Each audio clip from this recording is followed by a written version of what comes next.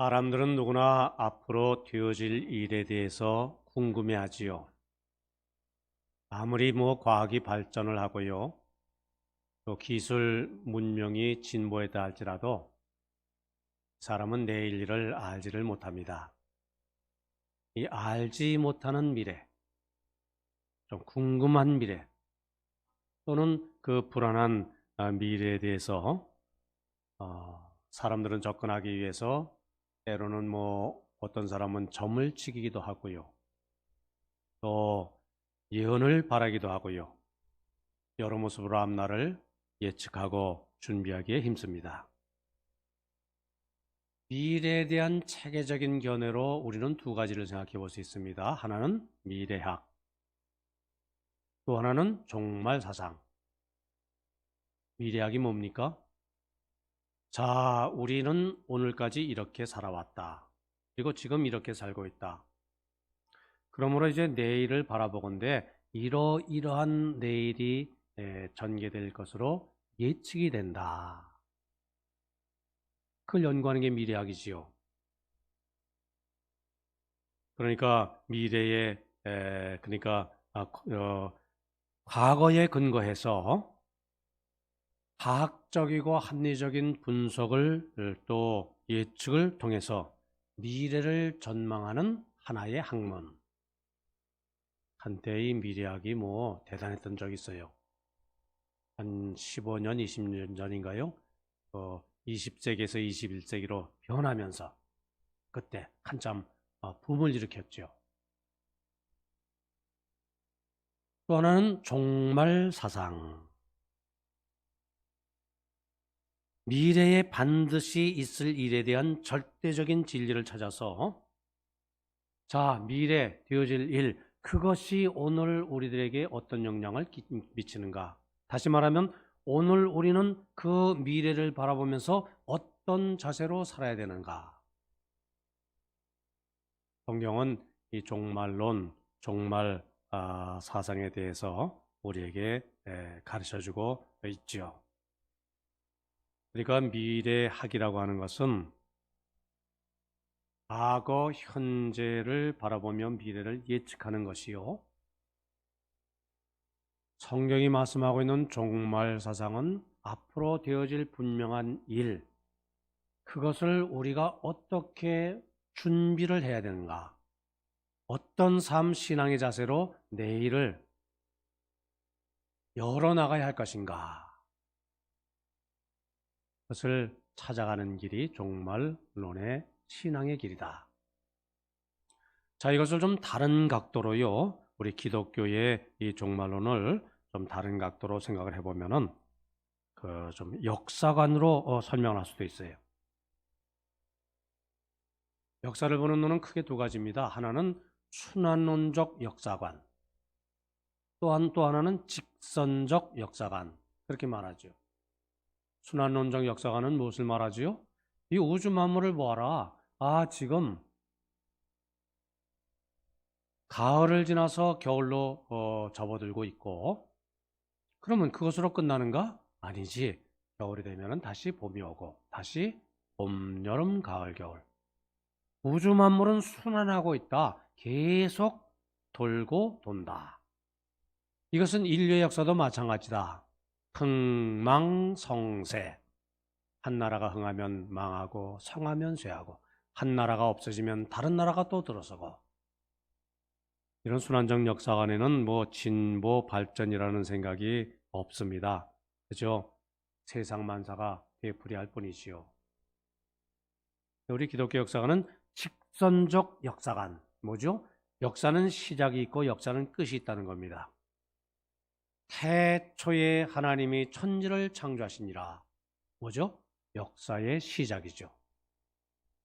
자, 이 역사가 전개가 되다가 세상 마지막 날 예수님이 재림하셔서 최후의 심판을 하실 것이다. 마지막.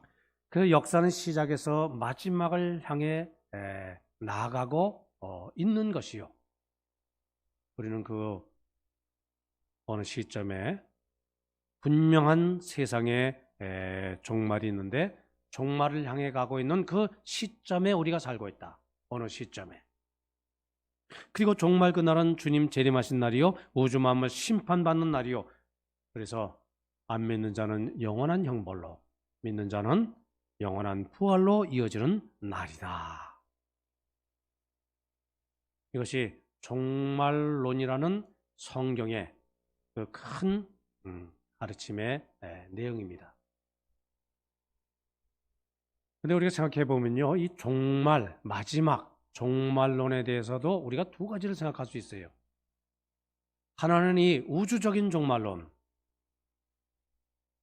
근데 또 하나의 종말론이 있어요. 뭘까요? 개인적인 종말이죠. 나 한 사람 한 사람의 마지막. 그 뭐죠? 죽음이죠. 우주만 마지막을 맞습니까?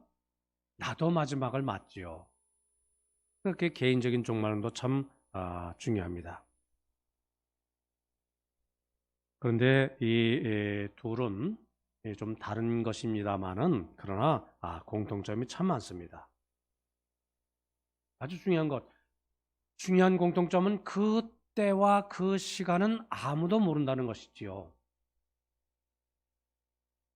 언제 예수님 재림하십니까? 아무도 모릅니다. 내가 언제 이 세상을 떠납니까? 그 누구도 모르지요.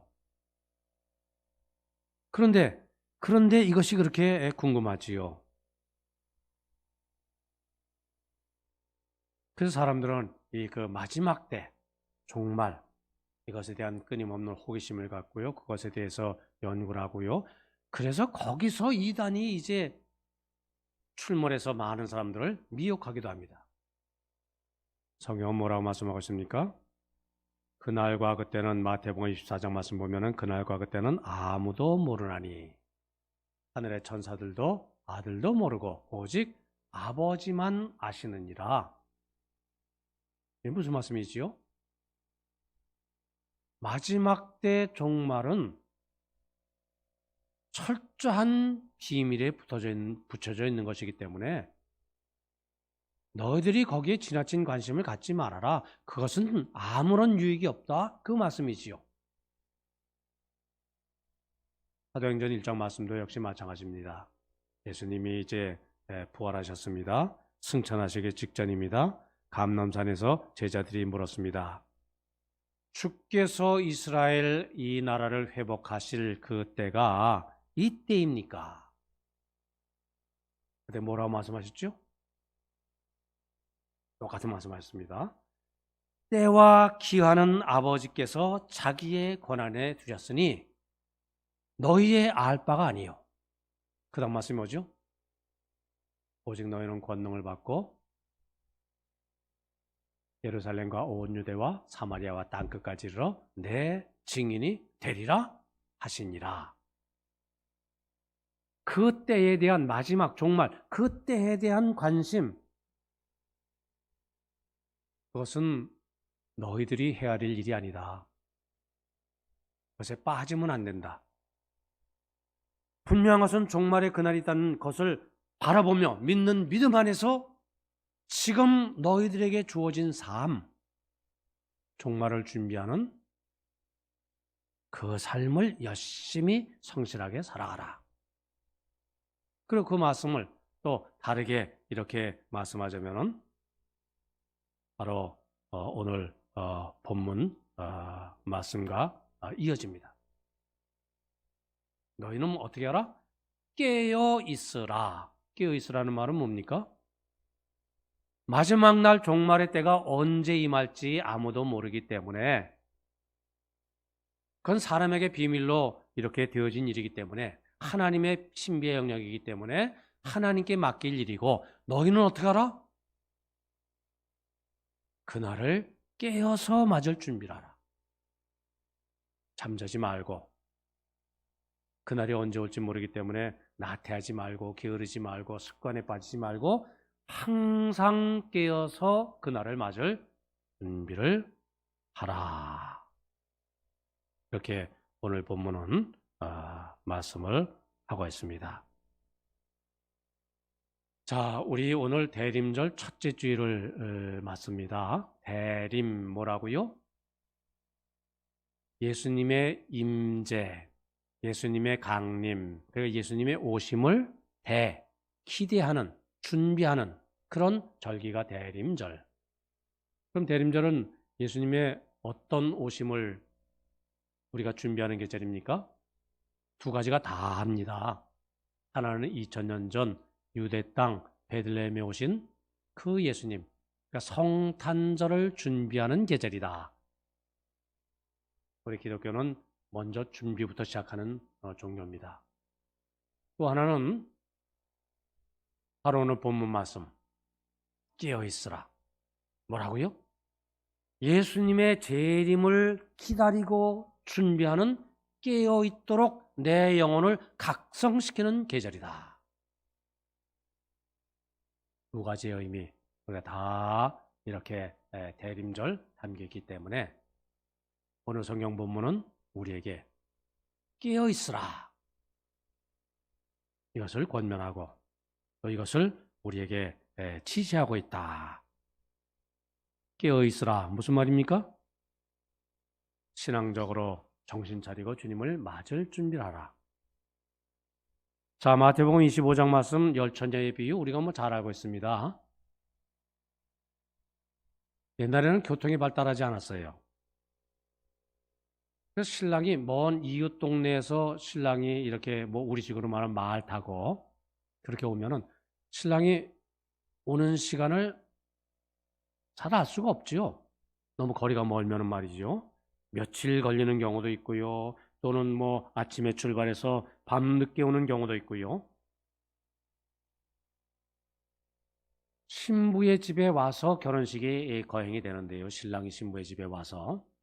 열처녀는 신부를 말하는 것이 아니라 신부의 친구들, 결혼식의 축하에 참석할 친구들을 말합니다. 신랑이 밤중에 왔습니다. 예기치 않던 시간이에요. 신랑을 기다리다가 꾸벅꾸벅 졸다가 잠들다가 그러던데 신랑이 왔다는 소리가 났습니다. 신랑이 오셨습니다. 열처녀 바짝 정신 들었겠죠. 깼겠지요. 근데 이제 밤중입니다. 밤에는 등불을 들고 신랑의 오심을 불을 밝히고 신랑의 오심을 이렇게 영접하고 그리고 혼인잔치 그 집에 들어가서 함께 먹고 마시고 즐기면서 결혼예식을 거행하는데 다섯 처녀는 그 등불에 기름을 준비하지 못해서 그만 결혼 축하연에 들어가지 못했고요. 준비된 다섯 처녀 그 기쁨의 잔치에 참여하게 되었다. 예수님의 비유의 말씀이지요. 여기서 신랑은 누굽니까?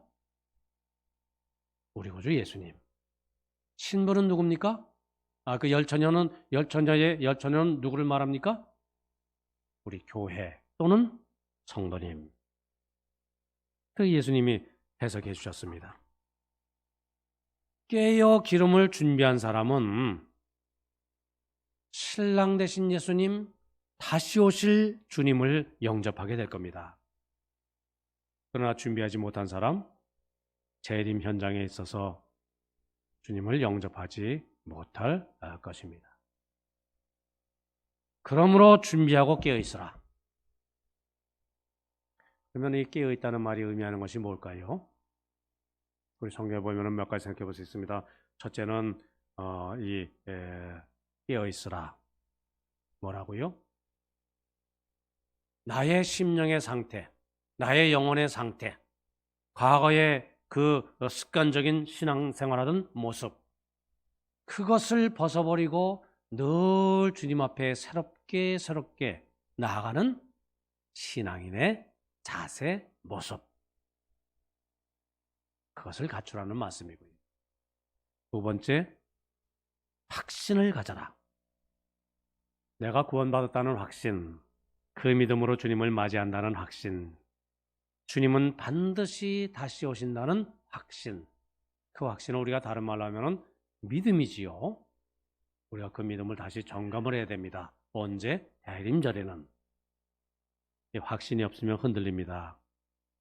그래서 어떤 사람은 이단의 잘못된 가르침에 내가 재림 예수다. 아니지요. 데살로니가전서 분명히 말씀하고 있습니다.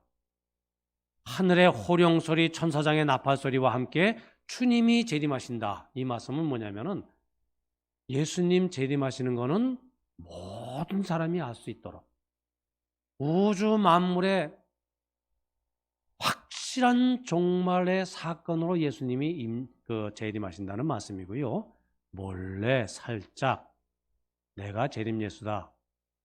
그렇게 어떤 특정한 그 종교 집단에만 알 수 있도록 그렇게 오시는 것은 가짜라는 것이지요. 잘못됐다는 것입니다. 거기에 넘어가지 말라는 것이죠. 확신을 가져야 한다. 바른 신앙을 우리가 정립을 해야 된다. 셋째, 맡은 일에 충성을 해야 한다. 시한부 종말설, 그러니까 언제 예수님이 오신다. 한때 시끄러웠습니다. 특별히 말씀드린 대로 세기가 바뀔 때 노스트라다무스 1994년 7월입니까? 그렇게 예언되었다. 시끄러웠죠, 세상에. 그때 다미 선교회도 그때 그렇게 세상을 어지럽혔습니다. 시한부 종말설 이단에 빠진 사람들, 요즘에도 잘못된 이단에 빠지면 똑같습니다. 모두가 한결같습니다. 자기가 일하던 현장을 떠나요. 가정을 떠나죠. 교회를 떠나죠. 직장을 버리고요. 이거 잘못된 것이죠. 우리가 주님을 맞이하기 위해서는 어떤 특별한 장소로 갈 필요가 없어요. 성경은 그렇게 가르치고 있지 않아요. 내가 서 있는 이곳, 바로 이 자리, 그리고 내게 주어진 일, 이것을 잘 감당하는 것. 여기서 주님의 영광을 드러내며 사는 것.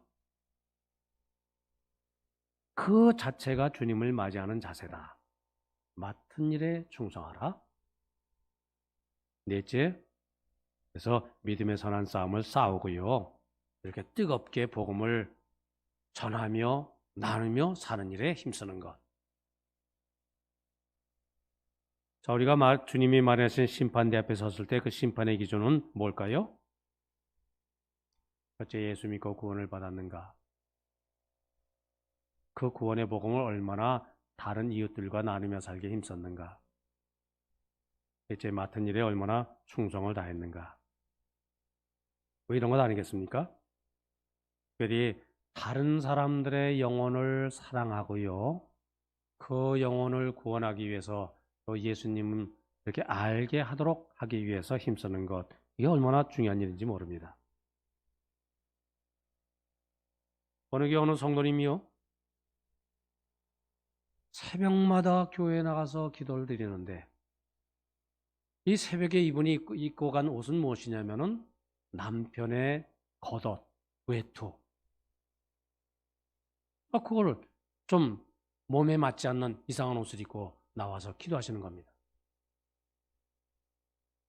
왜 그랬을까요? 그분은 이렇게 기도했습니다. 주님, 이 겉옷의 임자는 아직 교회에 나오지 않았으나 이 겉옷이 먼저 나왔습니다. 주님, 이 겉옷의 임자도 주인도 함께 나올 수 있도록 그 마음을 좀 움직여 주시옵소서. 얼마나 간절한 기도입니까? 주님이 언제 오실지 모릅니다. 그러나 오실 날이 얼마 남지 않았다. 그렇게 성경은 말씀하고 있습니다.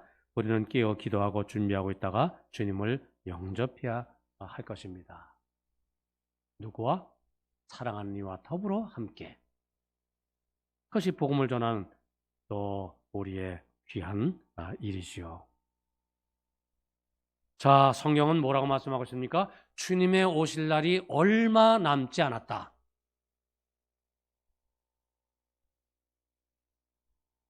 사실 이 말씀은요, 2000년 기독교 역사상 모든 교인들이 듣던 말씀이에요. 오늘 우리도 듣고 있어요. 사람의 계산하는 이 역사적인 시간으로 앞으로 얼마나 많이 그 주님 오실 날이 얼마 남지 않았다? 그 말이 들려질지 몰라요. 객관적인 역사의 흐름, 이것을 말씀하는 것이 아니라 나의 신앙의 자세, 삶의 자세, 어떻게 살아가라? 주님이 오실 날이 얼마 남지 않았다. 우리가 그것을 준비하며 살자. 깨어 있자. 날마다 내 자신을 새롭게 하자. 이것이 신앙인의 귀한 자세다. 오늘 본문은 이것을 말씀하고 있고요. 그리고 또 한 가지, 이렇게 주님이 이 세상 오시면은 재림의 때에 최후의 심판이 있는데, 그 심판의 내용이 뭡니까? 그 심판은 안 믿는 자에게는 정죄의 심판이지만 믿는 자에게는 상급을 주시는 심판이라기보다도 뭐예요? 상급을 주시는 복된 자리지요. 믿는 이들은 물론 다 천국 갑니다. 하지만 천국 들어가도 상급의 차이는 있다. 성경은 말씀하고 있습니다. 고린도서 5장 10절이죠. 우리가 다 반드시 그리스도의 심판대 앞에 나타나게 되어 각각 선악간에 그 몸으로 행한 것을 따라 받으려 하니라. 또 마태복음 보면은 각 사람이 행한 대로 갚으리라. 예전에 이런 이야기를 많이 했습니다. 물론 이야기입니다. 어떤 사람이 하늘나라 갔어요. 근데 이분이 정말 열심히, 정말 최선을 다해서 그렇게 신앙생활 열심히 하고요. 복음을 전하고요. 그래서 천국 가서 나는 최고의 멸류관을 주님께서 상급으로 주시겠지. 기대를 가졌어요. 그런데 멸류관이 주어지는데, 멸류관이 뭡니까? 영광의 자리에 있는 사람에게 주어지는 그 표시죠. 예를 들어서 고대 올림픽에서는 우승한 사람에게 주어지는, 지금 말하면 금메달로 주어지는 그 월계관, 올리브관이고요. 우리 동양에서는 왕에게 쓰여지는 그 관, 또는 고관대작의 상급으로 주어지는 그 머리에 쓰는 관, 빛나는 관, 그 상급으로 멸류관이 주어지는데, 나도 나에게 최고의 멸류관이 주어지겠지. 그래서 멸류관이 주어지는데, 그 멸류관을 이렇게 받아 쓰고 보니까 멸류관의 테두리는 있는데 빛이 없더랍니다. 빛이 안 나요, 멸류관이. 그래서 뭔가 조금 이상하다, 찜찜한 마음으로 천사에게 물었더니 마태복음 6장 이렇게 펼쳐 주더라는 겁니다. 6장 1절이 이렇게 되어 있습니다. 너희는 사람에게 보이려고 그들 앞에서 너희의 의를 행하지 않도록 주의하라. 그리하지 아니하면 하늘에 계신 너희 아버지께 상을 받지 못하느니라. 무슨 말이죠? 이 사람이 열심히 일했어요. 근데 그것은 뭐라고요?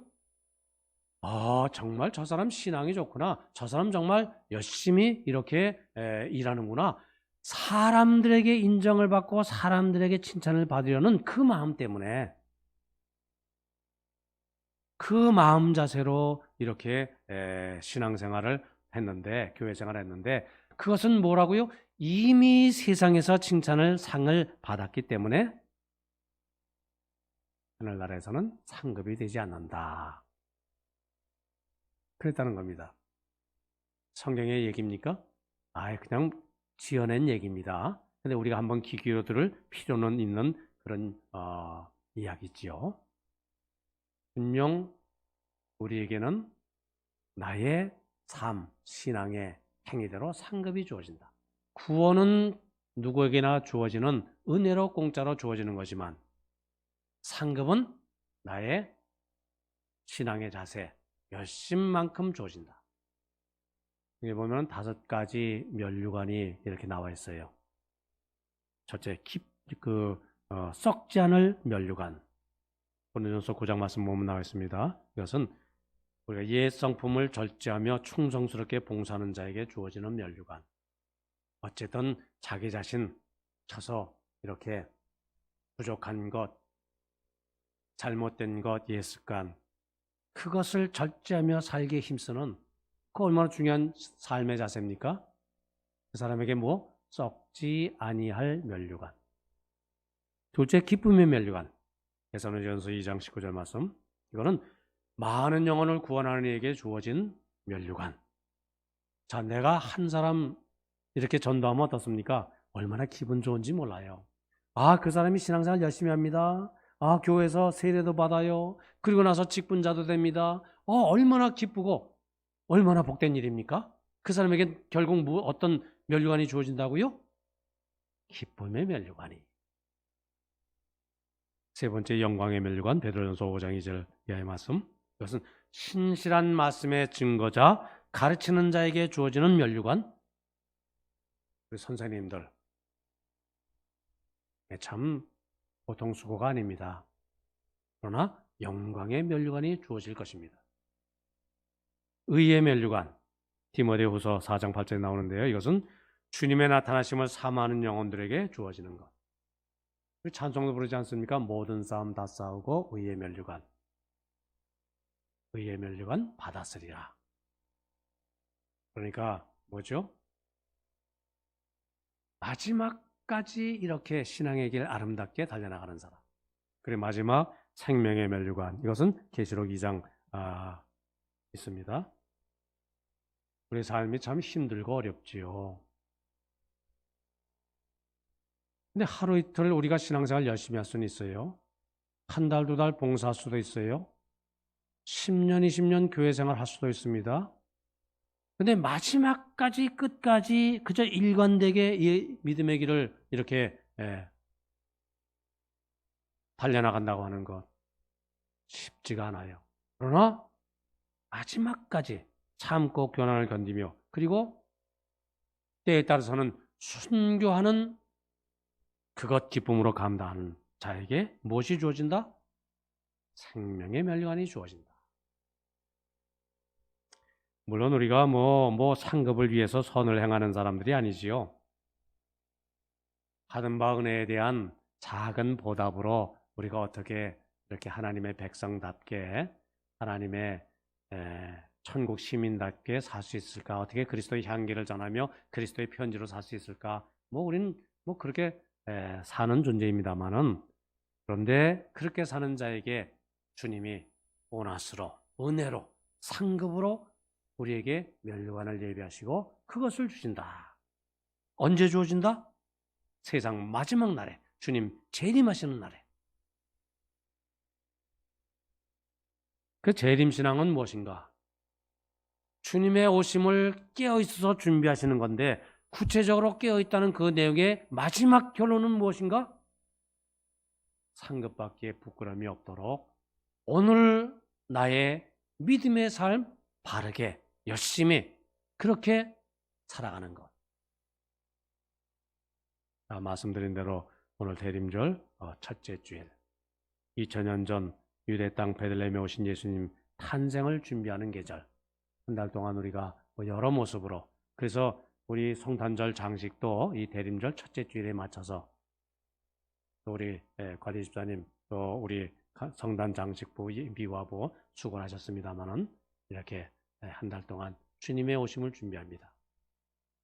또 하나는 뭐라고요? 앞으로 오실 재림하실 예수님을 준비하는 나의 신앙의 자세를 가다듬는 것. 어떻게? 깨어있음으로 말미암아. 깨어있다. 주님의 오심을 기다리고 준비한다. 주님의 재림이 임박한 것처럼 살아간다. 그래서 우리 성도님들 12월 25일 우리가 성탄절을 맞습니다. 성탄절을 맞을 때 그때 오늘 11월 마지막 주일입니다. 오늘을 맞이하는 오늘을 지나는 나의 모습과 뭔가 달라진 나, 변화된 나, 한 걸음 더 주님 앞에 가까이 간 나, 정말 조금 더 영적으로 깨어 믿음의 길을 더욱 아름답게 걸어가는 나를 발견하고 그것을 감사해서 이렇게 주님께 또 감사의 예배를 드리는 우리 성도님 다 되시기를 바랍니다.